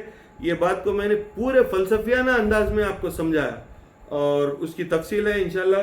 یہ ویڈیوز اپلوڈ ہو جائیں گے تو آپ پھر دوبارہ سے دیکھ لیں گے. تو یہ کوئی ایسا بڑا مسئلہ نہیں ہے، شر اور خیر دونوں ہی اللہ کی طرف سے ہے. یہ خسر کا جو ایڈوانٹیج ہے، اگر ہم وہ نہیں لینا چاہیں، پوری نماز پڑھیں، تو اس میں کچھ ایکسٹرا ریوارڈ؟ دیکھیے، خسر کی اجازت اللہ تعالیٰ نے دی ہے. کچھ لوگ اس پر سختی سے عمل کرتے ہیں اور کچھ لوگ اس کو ریلیکس رکھتے ہیں، اور اتنا ریلیکس رکھتے ہیں کہ بالکل خسر کرتے ہی نہیں ہیں، ہر جگہ وہ پوری نماز پڑھ لیتے ہیں. اس سلسلے میں میرا ایک درمیانی موقف ہے. نہ میں ان لوگوں کی طرح ایکسٹریم ہوں، نہ میں ان لوگوں کی طرح ایکسٹریم ہوں. یہ لوگ یہ کہتے ہیں کہ اگر خسر نہ کریں تو آپ کفرانہ نعمت کر رہے ہیں، یعنی اللہ نے آپ کو ایک نعمت دی ہے، آپ اس کا انکار کر رہے ہیں. اب میں یہ کہوں گا کہ نماز کا نہ پڑھنا کوئی نعمت تو نہیں ہے. بالخصوص جن حالات میں ہم ہیں، ان حالات میں نماز کا نہ پڑھنا کوئی ایسی نعمت نہیں ہے. اس زمانے میں ایسا تھا کہ راستے میں نماز پڑھنا ایسا تھا، جان کا جوخم تھا. یہ ساری کی ساری باتیں تھی. سفر بہت مشکل سفر تھا. آج ہر قسم کی سہولتیں، ایئر کنڈیشن گاڑیاں ہیں، اور کوئی آپ کی جان کو خطرہ ہے نہ آپ کے مال کو خطرہ ہے. سیفٹی سیکیورٹی کا پورا انتظام ہے. بہرحال بات اتنی ہے کہ اللہ نے اجازت دی ہے آپ کو، آپ خسر کریں. اور میں یہ کہوں گا کہ یقیناً اللہ کی دی ہوئی اجازت کو آپ کو استعمال کرنا چاہیے. لیکن اس سلسلے میں میرا یہ اجتہاد ہے اور میرا یہ خیال ہے کہ میں اگر سفر کر رہا ہوں، if I am in journey، یعنی میں بنگلور جا رہا ہوں، تو میں حیدرآباد سے نکلا ہوا ہوں تو میرا سفر شروع ہوا. بنگلور پہنچنے تک میں سفر کی حالت میں ہوں. اب میں بنگلور ایک دن کے لیے رک رہا ہوں، اگر وہاں پر خیام ہے، میرا اوور نائٹ سٹے ہے، یا پھر میں وہاں پر کسی کے پاس رکا ہوں، اگر ایک دن کے لیے بھی کیوں نہیں رکا ہوں، تو میرا ایسا خیال ہے کہ جرنی میں جو نمازیں ہوں گی، ظہر ہوگی، عصر ہوگی، عشاء ہوگی، جو بھی نمازیں راستے میں ملیں گی، میں ان کو قصر کرتا ہوں. اور جس مقام پر میں پہنچ گیا اور وہاں پر میں نے قیام کر لیا، اب میں نے سکون پا لیا اور میری ون وے جو جرنی تھی وہ کمپلیٹ ہو گئی، تو ویسے مقام پر میں قصر نہیں کرتا، نماز پوری پڑھتا ہوں. تو میں اس طرح دونوں پارٹیز کو جو ہے میوچول ایک گراؤنڈ دے رہا ہوں کہ ایک میوچول گراؤنڈ پر کام کریں کہ while you are in journey you can do qasar as instructed and facility given by Allah subhanahu wa ta'ala. You avail that facility and do qasar while you are in journey. But depending upon the facilities and the privileges we have today when compared to the facilities they had during those days of Muhammad sallallahu alaihi wasallam, I think it is better to conclude the notion of journey once you have reached the destination. اب اس زمانے میں ہوتا یہ تھا کہ منزل کو پہنچ جانے کے بعد بھی آدمی اپنے آپ کو حالت سفر میں ہی بیان کرتا ہے اور دوران گفتگو یہ کہتا ہے کہ بھائی میں تو سفر میں ہوں. لیکن آج اس کا کوئی مطلب نہیں ہے. ایک جگہ پر آپ پہنچ گئے, وہاں پر آپ کے لیے ہر قسم کی سہولت ہے, آپ ہوٹل میں رہ سکتے ہیں, آپ کو ہر قسم کی سیکیورٹی, آپ اپنے رشتہ داروں کے پاس رہ سکتے ہیں. تو بہرحال جو ہے آپ کو ہر قسم کی سہولت ہے آج. تو ایسی صورت میں میں یہ کہوں گا کہ راستے میں قصر کر لیں, منزل کو پہنچ جائیں تو پوری نماز پڑھ لیں. اچھا, اگر قصر کر رہے ہیں تو لوگ کرتے یہ ہیں کہ وضو دگانا بھی پڑھتے ہیں, سنتیں بھی پڑھتے ہیں. اب ظہر کی اگر قصر کر رہے ہیں 4 کی 2 تو وضو دگانا پڑھیں گے, پھر 4 سنت پڑھیں گے, پھر 2 قصر پڑھیں گے, پھر 2 سنت پڑھیں گے. ارے بھائی فرض نماز تو نے 4 کی 2 کر دی تو پھر تو وضو دگانا بھی پڑھے گا, سنتیں بھی پڑھے گا. تو جب اتنی ساری نماز پڑھنے کا تیرے پاس وقت ہے تو فرض بھی 4 رکعت پڑھ لے. تو یہ سینسیبل ہونا چاہیے, لاجیکل ہونا چاہیے کام, الاجیکل نہیں ہونا چاہیے. تو اس میں تھوڑا سا وائزلی کام کرنا چاہیے. if you are moving, if you are in journey, then you do قصر. ظہر ہے 2 رکعت پڑھیں, آپ آگے بڑھ جائیں. عصر آئی 2 رکعت پڑھیں, آگے بڑھ جائیں. مغرب میں تو کوئی قصر نہیں ہے, 3 رکعت آپ کو پڑھنی ہے. تو بہرحال جرنی کا یہ کانسیپٹ ہے. اس کے اندر میرا یہ خیال ہے کہ پوائنٹ اے سے پوائنٹ بی کو اگر میں پہنچ جاؤں تو میرا جرنی کمپلیٹ ہو گیا. اب وہاں پر 1 ہفتے کا قیام, 2 ہفتے کا قیام, 4 ہفتے کا قیام, یہ ساری کی ساری چیزوں کا جو ہے کہ تعویل کی میرے پاس گنجائش نہیں ہے. میرے پاس پوائنٹ اے سے پوائنٹ بی پہنچ جاؤ تو جرنی کنکلوڈ ہو گیا. اور چونکہ اب وہاں پر آپ کو اتنی سہولتیں ہیں جیسی سہولتیں آپ کے اپنے گھر میں ہیں, تو اس کی وجہ سے آپ وہاں پر 1 ہفتے کا قیام یا 2 ہفتے کے قیام کی شرط نہ رکھیں. 1 دن بھی اگر ہیں آپ تو پوری نماز آپ پڑھ سکتے ہیں اگر چاہیں تو. ورنہ اگر کوئی قصر وہاں بھی کرنا چاہتا ہے تو مجھے کوئی اعتراض نہیں ہے, وہاں پر قصر کر لیں. جی. When we get lost in namaz unintentionally, people forget some rakats in between. What should a person do when he does this mistake? I don't think a person is praying, doing namaz, and intentionally he wants to forget a rakat. I don't think it will happen that way. If unintentionally somebody misses a rakat and if he remembers it after namaz, then he has to repeat namaz, kyonki 4 رکعت 3 کافی نہیں ہوتی, اس کو نماز پوری پڑھنا پڑے گا. 3 رکعت 2 رکعت نہیں ہوتی کیونکہ اس کو 3 رکعت پوری کرنے پڑیں گے. تو پھر اس کو نماز لوٹانا پڑے گا. اگر اسے یاد آ جائے کہ میں نے ایک رکعت چھوڑ دی ہے نماز میں. اگر شک میں ہے تو احتیاط کا تقاضا یہ ہے کہ آپ شک کی صورت میں بھی دوبارہ نماز پڑھ لیں. لیکن بعض وقت بعض لوگوں کے ساتھ میں نے خاص طور پر ایسا دیکھا ہے کہ مسلسل انہیں ڈاؤٹ ہوتا ہے. تو میرے خیال سے یہ ایک شیطانی وسوسہ ہے. ایسا آدمی جو پابندی سے 5 وقتہ نماز ہر روز پڑھ رہا ہے, اس کے سسٹم میں نماز آ جاتی ہے, تو بہت مشکل ہوتا ہے کہ اس سے کوئی غلطی اس طرح کی ہو جائے کہ پوری نماز کی رکعت چھوٹ جائے. ایسا شخص بھی ڈاؤٹ فل رہتا ہے کہ شاید میں نے نماز پوری پڑھی یا 1 آدھ رکعت چھوٹ گئی ہے مجھ سے. تو یہ لیک آف کانفیڈنس کی صورت ہوتی ہے, یہ شیطانی وسوسہ ہے. تو بعض لوگوں کو میں نے یہ بھی کہا ہے کہ ٹھیک ہے, تم نے اگر نماز پوری کر لی ہے تو اللہ قبول کرنے والا ہے. اگر تمہیں اس بات کا یقین نہیں ہے کہ تم نے نماز میں کوئی رکعت چھوڑی ہے تو پھر ٹھیک ہے, تمہیں نماز دہرانے کی ضرورت نہیں ہے. لیکن اگر تمہیں پکا یاد ہے کہ 1 آدھ رکعت چھوٹ گئی ہے تو پھر ایسی صورت میں آپ کو نماز دوبارہ لوٹا لینا ضروری ہے, پڑھنا چاہیے دوبارہ. یہ انٹرسٹنگ کوشچن ہے. تو جی, شریعت میں جیسے ہے کہ نماز 7 سال سے پابندی سے پڑھنی چاہیے, تو اسی طرح ولایت کے ایکٹس آف ولایت کے لیے بھی کیا کوئی سرٹن ایج ہے, یا شریعت اور ولایت گو ہینڈ ان ہینڈ؟ میں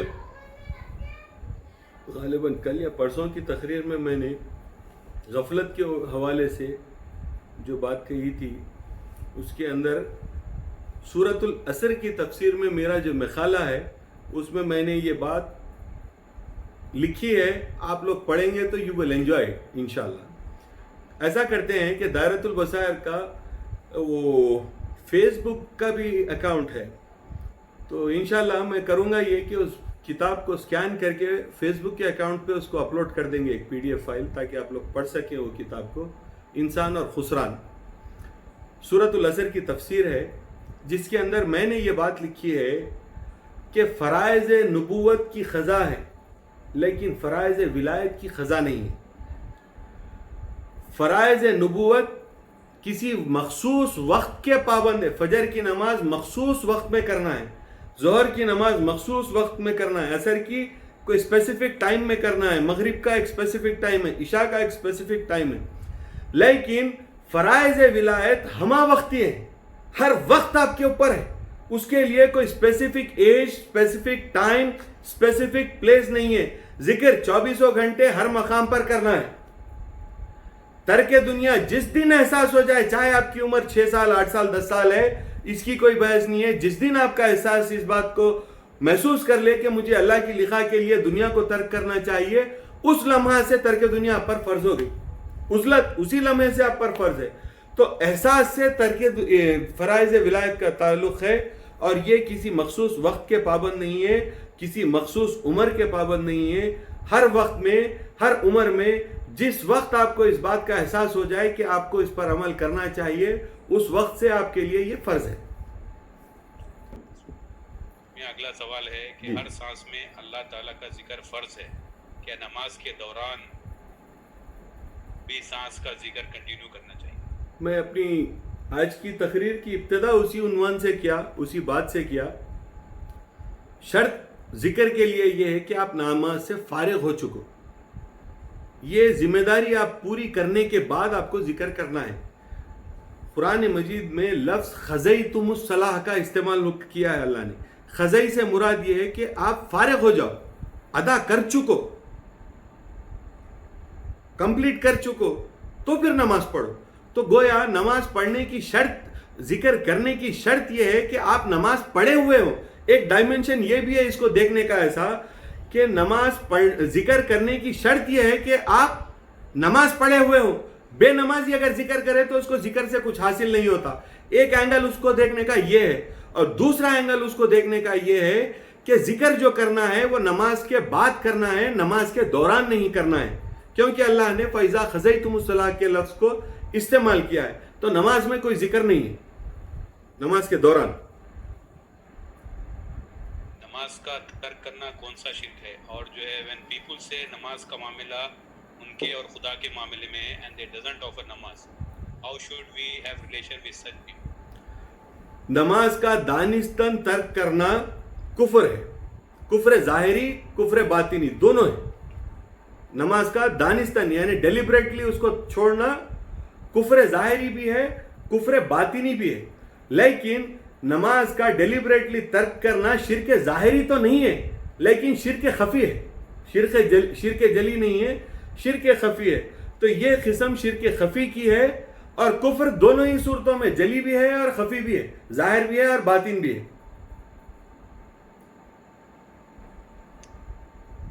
جی میں ان سے کیسے ریلیشن رکھیں جو دانستہ طور پہ ترک کرتے ہیں اور کہتے ہیں کہ بھائی آپ میرے کو کچھ بولی نہیں ہے, یہ میرا اور اللہ کا معاملہ ہے. ایسے لوگوں کو ملامت کرنا چاہیے, ایسے لوگوں کو نصیحت کرنا چاہیے, ایسے لوگوں کو اس معاملے میں تھوڑا سا میری اپروچ ایسی ہے کہ میں ایسا سوچتا ہوں, آدمی مجھ سے جڑا ہوا ہے تو کم از کم اس بات کی امید ہے کہ آج نہیں تو کل اسے نصیحت ہو جائے گی.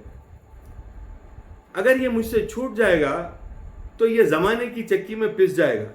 جیسا کہ شعر ہے, چاکی چاکی سبھی کہے کیلی کہے نہ کوئی, جو کیلی سے لاگا رہے بال نہ باقا ہوئے. تو جو دانہ کیلی سے جڑا رہے گا چکی میں, وہ دانہ چکی کے پارٹوں کے بیچ نہیں پسے گا. تو میرا اپنا ایسا ایک ذاتی خیال ہے کہ آدمی کا بائیکاٹ کر دینا, اس کو جو ہے سماج سے دور کر دینا, اس کو اس معاملے میں ایسا کرنا, یہ ایسا ہوگا کہ اس وجہ سے وہ آدمی دور ہو جائے گا. اور اگر وہ آپ سے دور ہو جائے گا تو وہ دین سے اور بھی دور ہوتا چلا جائے گا. یہ مسئلہ اس کے لیے نفس عزت کا مسئلہ بن جائے گا. تو ذرا اس معاملے میں سختی کرنے کا جو حق ہے وہ حکومت کو ہے, آپ کو اور مجھے نہیں. اگر کوئی بے نمازی ہے تو اس کو نماز پڑھنے والی ذمہ داری حکومت کی ہے, انڈیویجولز کی نہیں ہے. انڈیویجول کیپیسٹی میں آپ یہ کر سکتے ہیں کہ لوگوں کو نماز کی تلقین کرتے رہیں, سمجھاتے رہیں. اس کے انداز مختلف ہو سکتے ہیں. میرے حقیقی نانا مرحوم ڈبھوئی میں ہمارے نانا کی اب جو مسجد ہے, حضرت سید علی بڑا میاں صاحب ید اللہ کی جو مسجد ہے, انجمن کے نام سے مشہور ہے, اس زمانے میں وہ جماعت خانہ تھی. میرے نانا جو ہے حضرت سید علی بڑا میاں صاحب کے چھوٹے بھائی تھے, ان کا نام مرتضیٰ میاں صاحب تھا. تو اس زمانے میں وہ مسجد جو ہے انجمن کے نام سے مشہور تھی, اور وہ جماعت خانہ تھا جہاں پر ایک چھوٹا سا مدرسہ چلایا جاتا تھا, جس میں لڑکیوں اور لڑکوں کو الگ الگ شفٹوں سے یا پھر پارٹیشن کر کے ادھر ادھر عربی پڑھائی جاتی تھی, قرآن کا درس دیا جاتا تھا. اس جگہ کو مسجد بنانے کے پیچھے میرے نانا نے بڑی محنت کی, اور اس محنت کا نتیجہ یہ ہوا کہ آپ لوگوں کو کسی کام میں مشغول دیکھیں گے, غریب رکشہ چلانے والا یا ٹھیلا ڈھکلنے والا آدمی ہو یا کروڑ پتی سیٹ ہو, ان کی موت تک ہوا یہ کہ ان کی خدمت کا نتیجہ یہ ہوا کہ سارا کا سارا محلہ نمازی ہو گیا. وہ ایک جنریشن جو ان کے سامنے بڑا ہوا, وہ سارا کا سارا جنریشن نمازی ہو گیا. وہ ان کا معاملہ, ان کا طریقہ یہ تھا, ذرا سا ان کی زبان بہت رف تھی تو گالی گفتار سے بھی بولتے تھے, لیکن ان کی بات کو کوئی برا نہیں مانتا تھا. عورتیں برا نہیں مانتی تھیں, مرد برا نہیں مانتے تھے, اور بچے برا نہیں مانتے تھے. تو اب وہ جاتے, جب نماز کو جانے کے لیے نکلتے, اذان دینے کے لیے جاتے تھے, تو راستے میں بچے گولیاں کھیل رہے ہیں, پتنگ اڑا رہے ہیں, کسی کھیل میں منہمک ہیں. وہ جاتے جاتے وہ اور ان کے ایک اور دوست تھے, ان کا فیملی سرنیم, ان کا اصل نام یاد نہیں ہے مجھے, ان کا سرنیم مگر ہے. تو ہمارے نانا کے گھر کے سامنے ان کا مکان تھا. وہ بالکل بچپن کے دوست تھے.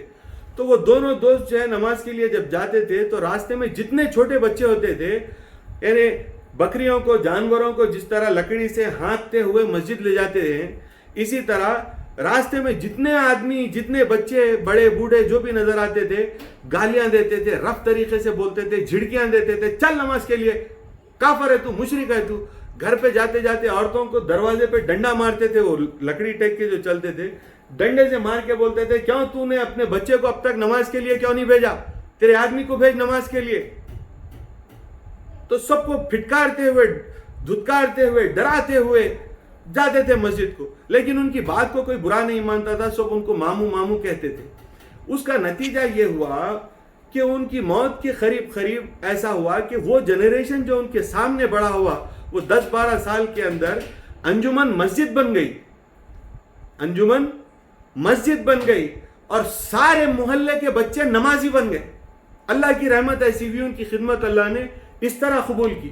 تو آپ کوئی بھی اسٹریٹجی اختیار کریں, جو کوئی بھی آپ کی اسٹریٹجی ہو سکتی ہے وہ اسٹریٹجی اختیار کریں. خیال یہ رکھیں کہ لوگوں کے جذبات کو اس طرح مجروح نہ کریں کہ وہ آپ فائٹ بیک کرنے پر مجبور ہو جائیں. لوگوں کی سائیکالوجی کا خیال رکھتے ہوئے اتنا جتنا کہ وہ برداشت کر سکتے ہیں ان پر دباؤ ڈالنا چاہیے, اور ان کو انکریج کرنا چاہیے. مجبور کر سکتے ہیں تو مجبور بھی کریں, لیکن ایسا نہیں کہ بھائی تھینک یو ویری مچ ہو جائے, پھر اس کے بعد آپ کی اور ان کی ملاقات نہ ہو. ایسا نہیں. ایک طریقے سے لوگوں کو جو ہے سسٹمیٹیکلی آپ ڈراتے ہوئے, انکریج کرتے ہوئے, نماز کے فائدے بتاتے ہوئے, نماز کے نہ پڑھنے کے نقصانات بتاتے ہوئے انکریج کریں, اور ان کو نماز کی تلقین کرتے ہوئے نماز کی طرف دعوت دیں. سعودی میں سفر کے دوران مغرب کے ساتھ ساتھ عشاء ملا کر پڑھنے کا طریقہ ہے, اس کی کیا حقیقت ہے, تھوڑی روشنی ڈالیے. اجتماع صلاتین جو ہے یہ طریقہ رسول اکرم صلی اللہ علیہ وسلم ہی کے زمانے سے مروج رہا, اور یہ جائز ہے اجتماع صلاتین اگر کرنا چاہے تو. سعودی عرب میں ہوتا ہوگا, لیکن کتب احادیث میں جو تذکرہ آیا ہے وہ اس سلسلے میں اتنا واضح آیا ہے کہ اللہ کے رسول حالت سفر میں نہیں تھے, مدینے میں تھے بھی, تو آپ نے ظہر اور عصر ملا کر پڑھی. اجتماع صلاتین اسے کہتے ہیں. چنانچہ اسی بنا پر اہل تشیع جو ہے وہ اجتماع صلاتین کرتے ہیں اور 2 نماز ملا کر پڑھ لیتے ہیں، لیکن وہ دائمی طور پر ایسا کرتے ہیں اور اجتماع صلاتین انہوں نے اختیار ہی کر لیا کہ اب گویا الگ عصر پڑھنا، الگ مغرب پڑھنا، الگ عشاء پڑھنا، الگ ظہر پڑھنا ان کے پاس بری بات ہو گئی۔ اگر سعودی عرب وغیرہ میں یہ طریقہ اس طرح مروج ہو گیا ہے کہ جب کبھی سفر کرتے ہیں تو اجتماع صلاتین کرتے ہیں، تو اللہ کے رسول نے اس قدر پابندی کے ساتھ اجتماع صلاتین نہیں کیا ہے، اس بات کو یاد رکھنا چاہیے۔ اللہ کے رسول نے خیام میں، حضر میں بھی کیا اور سفر میں بھی کیا اجتماع صلاتین، لیکن پابندی سے نہیں کیا۔ تو کبھی کوئی ایسا موقع ہو گیا ہو، کبھی آپ تھکے ہوئے ہو، کبھی آپ کا کوئی ایسا پروگرام ہو کہ جس کی وجہ سے ایسی بات ہو سکتی ہے، تو پھر آپ کے لیے اجتماع صلاتین کرنا روا ہے اور جائز ہے۔ لیکن ایک بات مہدویہ نقطہ نظر سے آپ دیکھیں گے تو ہمارے کتب نقلیات میں کہیں پر بھی ایسا تذکرہ آپ کو نہیں ملے گا کہ مہدی موعود علیہ السلام نے جو اپنی ساری زندگی سفر میں گزاری ہے، ساری کی ساری زندگی مامنا کی ہجرت میں گزری، تو ہمارے پاس کے دائروں کی جو ہجرت کا تذکرہ ہے، اس ہجرت کے تذکرے میں ہمارے پاس اجتماع صلاتین کی کوئی مثال ایسی نہیں ملتی اور ایسی کوئی مثال موجود نہیں ہے۔ تو یہ طریقہ ہمارے پاس مروج نہیں رہا۔ تو بحیثیت مہدوی میں یہ کہوں گا کہ ہم کو ضرورت نہیں ہے اجتماع صلاتین کی سوائے حج کے، کیونکہ حج میں ہمارے پاس اس کی تاریخ ہے اور اللہ کے رسول کا حکم بھی ہے، وہ جو اجتماع صلاتین کرنا ہے وہ حج میں ہے۔ لیکن حج سے ہٹ کے عام زندگی میں امامنا نے کسی سفر میں اجتماع صلاتین کیا تھا یا پھر کسی حضر کے مقام پر امامنا نے اجتماع صلاتین کیا تھا، اس کی ہمارے پاس کوئی نظیر موجود نہیں ہے۔ چنانچہ اس بنا پر ہم اس کو پسندیدہ عمل نہیں رکھتے، لیکن چونکہ ہمارے پاس اس کی نفی کرنے کے لیے امامنا کی کوئی وعید یا آپ کا کوئی حکم بھی نہیں ہے کہ بھئی اجتماع صلاتین مت کیا کرو، اور ادھر جو ہے ہم کو حدیث ملتی ہے کہ اللہ کے رسول نے کیا ہے، تو اگر کوئی کرتا ہے تو اس سے ہم کو اعتراض نہیں ہے، وہ کر سکتا ہے۔ لیکن ہمارے پاس مہدویوں کے پاس یہ چیز عام نہیں رہی، مروج نہیں رہی، اس وجہ سے ہم اس کو مستحب نہیں سمجھتے۔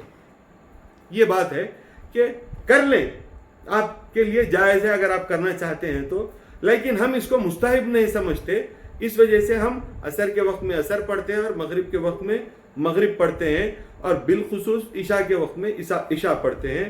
اور ہمارے پاس ہر نماز کے ساتھ ذکر کا جو تصور ہے عصر سے مغرب کے بیچ کا، اور جو ہے پھر مغرب کے بعد سے عشاء تک کا، یہ سارے کے سارے جو معاملات ہیں ہمارا کانسیپٹ الگ ہے، تو یہ it does not go well with us. Otherwise, if somebody wants to do it, then we have no problem with that. At least I don't have a problem with that. Maybe some other Mehdavi Murshid or intellectual may have a problem with that, but I don't have a problem with that. قضائے عمرے کی نماز کی details کیا ہے؟ قضائے عمری کی نماز کی ڈیٹیلز کیا ہے؟ جی، جو نمازیں فرض ہیں ان کی عمر قضا ہوتی ہے۔ طریقہ یہ رہا کہ ظہر میں ظہر، عصر میں نہیں پڑھتے عصر، کیونکہ عصر کی نماز کے بعد ہمارے پاس سجدہ نہیں ہے اور فرض سے پہلے قضا نہیں ہوتی، تو اس وجہ سے عصر کی قضا کو یا تو مغرب کے بعد یا تو عشاء کے بعد جو ہے کر لینا چاہیے، یا پھر جو ہے ظہر کے بعد بھی عصر کی عمر قضا کر سکتے ہیں۔ عصر سے پہلے، فرض سے پہلے قضا نہیں پڑھی جاتی، اس وجہ سے ہم عصر سے پہلے نہیں پڑھتے، اور عصر سے کے بعد سے مغرب تک سجدہ مکروہ ہے، اس وجہ سے یہ کوئی نماز عمر قضا نہیں پڑھ سکتے۔ یہ قسم کی نفل نماز ہے، عمر قضا ایک قسم کی نفل نماز ہے، تو اس کا شمار نفل میں ہی ہوگا۔ آپ چاہیں تو پڑھ سکتے ہیں، لیکن اس کو پڑھنا یہ اس طرح ہے کہ ہر نماز کے ساتھ اس وقت کی نماز جو ہے عمر قضا آپ پڑھ لیں۔